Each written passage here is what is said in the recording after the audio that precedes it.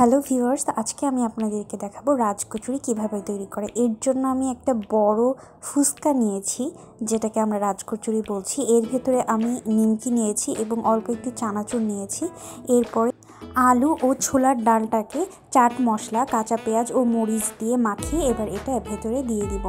এরপর 4-5 দিয়ে দইটা দিয়ে দিব। এখানে ভালো করে পুরাটাতে দইটা দিয়ে দিতে হবে, নয়তো মজা লাগবে না। এইবারে টমেটো সসটা দিয়ে দিব, দেখেন চারিদিক দিয়ে। এরপরে আমি মরিচ আর ধনেপাতা বেটে একটা সস তৈরি করেছি, সেটা চারিদিক দিয়ে দিব।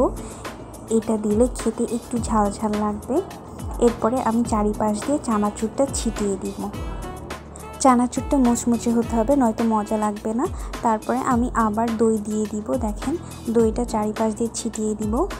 দই যত দিব ততই খেতে মজা লাগবে। এই যে দেখেন তৈরি হয়ে গেছে আমাদের রাজকচুরি।